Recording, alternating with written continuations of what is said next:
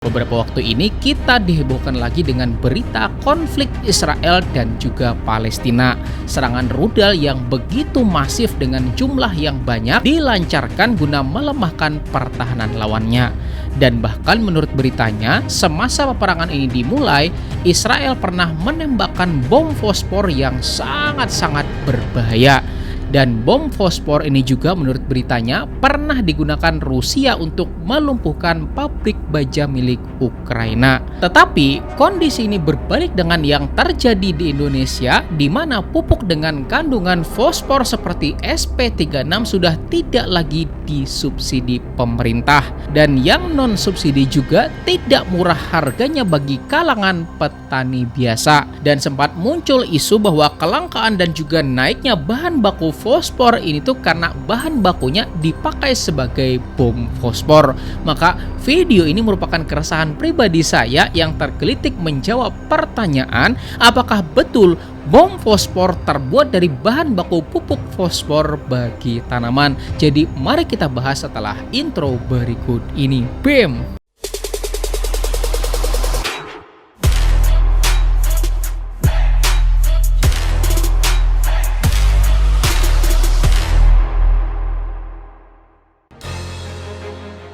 Dan buat Anda yang sudah klik tombol jempolnya dan juga share video ini, mudah-mudahan ilmunya jadi makin berkah dan rezekinya jadi tambah banyak lagi. Amin. Dan kita mulai dengan bagian pertama, yaitu fosfor putih. Bom fosfor adalah salah satu jenis senjata berbahaya yang menggunakan fosfor putih atau white phosphor sebagai komponen bahan baku utamanya. Dan fosfor putih atau white phosphor ini bersifat piroforik yang artinya mudah sekali terbakar ketika terpapar oleh udara. Dan yang lebih mengerikannya lagi, fosfor putih ini tuh ketika terbakar akan terus saja terbakar sampai reaksi antara fosfor putih dengan udara itu tuh habis. Artinya tidak mudah loh ya sahabat tani buat dipadamkan. Dan lagi fosfor putih juga dikenal dengan istilah burn into the bone, yang artinya ketika kita terpapar senyawa ini dapat menyebabkan efek terbakar pada kulit kita hingga sampai ke dalam tulang kita loh ya sahabat tani. Dan tahukah Anda, pembakaran fosfor putih ini dapat menghasilkan suhu sekitar 800 derajat Celcius yang merupakan suhu yang akan merusak jaringan tubuh kita ketika kita terpapar. Mengerikan kan? Dan tidak sampai di situ aja, bahkan menurut beritanya, ketika pabrik baja dijatuhi fosfor putih, maka yang terjadi adalah fosfor putih itu dapat mengoksidasi permukaan baja dengan mengambil oksigen pada permukaan logam sehingga dapat membuat kerusakan pada baja tersebut.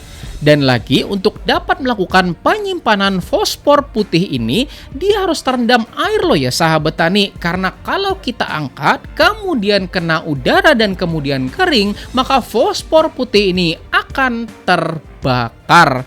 Dan ini juga sebuah rahasia dari trik sulap yang katanya air disiramkan pada sebuah buku, kemudian bukunya ditutup, maka buku tersebut jadi terbakar. Nah, yang terbakar itu sebenarnya adalah fosfor putih ketika terpapar oleh udara. Maka dari penjelasan tadi di mana fosfor putih ketika terpapar oleh udara bakalan terbakar, maka coba deh kita pikir bersama gitu ya sahabat tani, menurut Anda bisakah fosfor putih itu dimanfaatkan sebagai pupuk?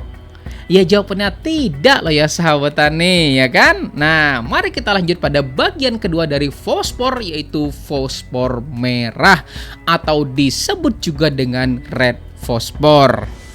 Nah, ini apa? Korek api ya nggak sahabat tani. Nah, dan cara kerja dari korek api itu cukup dengan kita menggesekkan bagian ujung batang korek apinya pada bagian samping kotak korek apinya, maka batang korek apinya bakalan menjadi terbakar, ya kan? Dan bagian bulat ujung korek api ini tuh terbuat dari campuran kalium klorat atau KClO3 dan juga bahan-bahan lainnya.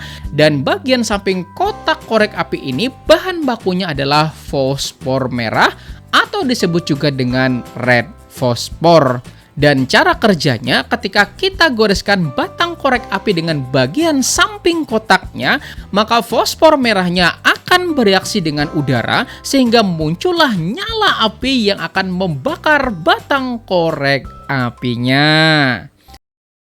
Nah, dari percobaan kita tadi tentang korek api, di mana kita tahu bahwa korek api tidak akan menyala kalau tidak ada aktivitas pemicunya, maka artinya fosfor merah lebih aman dan juga dapat digunakan buat kebutuhan sehari-hari. Tapi, apakah fosfor merah bisa dijadikan pupuk buat tanaman? Ya sebaiknya tidak gitu ya sahabat tani, karena memang bukan peruntukannya, oke? Dan kita lanjut pada bagian ketiga, yaitu fosfor untuk pupuk bagi tanaman. Dan pupuk fosfor yang umum dikenal itu pupuk apa? SP3A, SP36 ya enggak? Dan juga pupuk TSP ya kan? SP36 adalah singkatan dari super fosfat 36, di mana pupuk ini memiliki kandungan fosfor sebesar 36% dan juga sulfur sebesar 5%.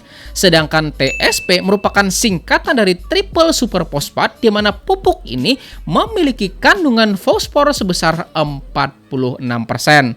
Dan baik SP36 maupun TSP, fosfornya berasal dari fosfat alam gitu ya sahabat tani, yang diolah sedemikian rupa sehingga jadilah pupuk bagi tanaman. Fosfor bagi tanaman berfungsi dalam proses fotosintesis, kemudian berperan juga dalam proses respirasi, membantu mempercepat perkembangan akar, berperan juga dalam perkecambahan akar, serta berperan dalam pembelahan dan juga pembesaran sel. Dan gejala yang timbul ketika tanaman kita mengalami kekurangan unsur hara fosfor, maka deteksinya tuh mudah loh ya sahabat tani, yaitu muncul warna ungu pada bagian daun dari tanaman kita. Nah, ini contoh daun tanaman yang mengalami kekurangan fosfor ya sahabat tani. Ada bagian ungunya loh ya. Artinya kalau Anda menemukan gejala seperti ini pada tanaman Anda, maka segeralah berikan pupuk yang tinggi kandungan unsur fosfornya. Dan sebaliknya, ketika pemberian unsur hara fosfor itu berlebihan pada tanaman, maka ada beberapa dampak yang akan terjadi, yaitu pertama, fosfor akan mengikat unsur hara mikro seperti Fe, Cu, dan juga Zn sehingga tidak tersedia bagi tanaman. Kedua, kelebihan fosfor juga akan mengganggu pertumbuhan dari tanaman. Dan yang nomor tiga, nah ini pengalaman saya pribadi gitu ya sahabat tani. Ketika misalnya kita punya lahan gitu kan, kemudian dekat lahan kita itu kita bikin kolam yang isinya tuh ikan gitu ya sahabat tani. Maka fosfor yang berlebihan kemudian larut dan kemudian hanyut gitu ya sahabat tani sampai terbawa ke dalam kolam, maka dapat memicu terjadinya peningkatan populasi alga.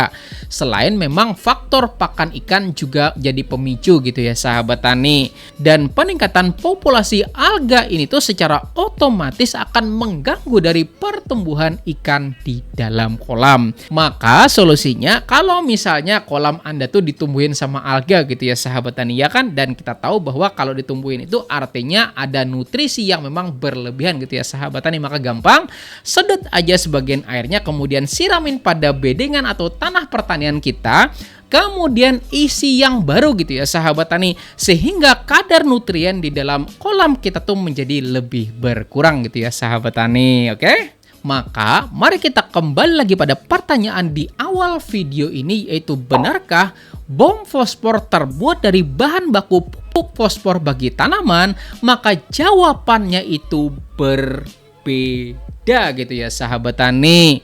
Dan buat Anda yang kepengen tahu juga jenis mikroorganisme untuk pelarut fosfat, maka silakan gitu ya sahabat tani, saya sudah buatkan videonya, silakan tonton pada video yang ini. Nah itu tadi ya sahabat tani semua penjelasan tentang fosfor, mudah-mudahan bermanfaat buat kita semua. Silahkan klik tombol jempolnya jika Anda sukai video ini, dan juga bagikan kepada teman-teman Anda, mudah-mudahan ilmunya jadi makin berkah lagi. Dan di samping sini ada dua video yang saya rekomendasikan untuk Anda pelajari, insya Allah akan semakin tambah pengetahuan Anda. Saya Rizali Ansar, saya akhiri dengan ucapan wassalamualaikum warahmatullahi wabarakatuh.